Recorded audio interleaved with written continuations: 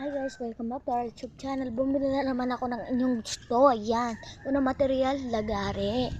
And yun naman pangalawa is yung dalawang binili ko. Yan, 180 yung pinakita ko and yung isa 150. Yan naman, plies. And screwdriver ata yan guys. Screwdriver kasi wala na akong magamit na and dyan, mineral water para kung kailangan. And dyan, sinumulan ko na yung pag-uukit dahil baka meron daw kasi medyo may nakukuha mga perlas, gold, diamonds, kaya bumili na rin ako. Mga masyado siyang mahal pero okay lang naman, malay mo makuha tayo. And guys, kahit bata pa ako, 10 years old, napayagan ako ng magulang ko. Yan, so yan yung ginagawa ko sa bahay, mga puro kanyang ganyan. Kaya kita nyo naman, balik tayo sa story. Ayun naman guys, nagpahinga ako bigla kasi nagkakalat ako sa lamesa. Kaya yun, hinayaan ko na lang and yun, tinuloy ko na lang guys and nagtry ako mag-ukit ng heart. Yan para funny. Panira ng araw lang. Joke lang. Hindi mabiro. So, ang hirap na ukutin. Kaya ginawa ko na lang cross. Yan. Cross.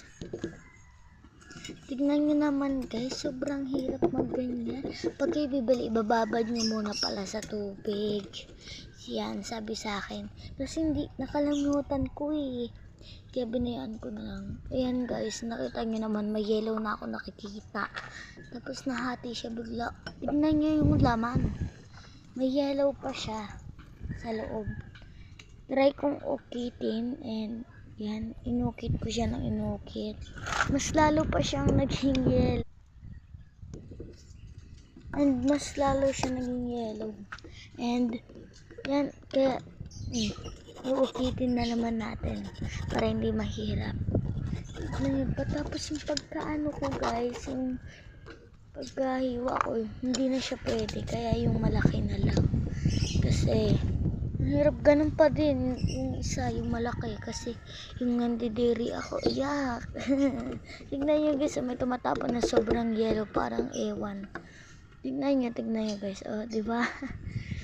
Pero sabi naman ng iba, kapag nakakita ka ng ganyan is may gold daw sa loob, pero hindi naman ako naniwala basta. Kaya inukit ko ng inukit and very fast ko na yan kasi malapit nang matapos. Yan.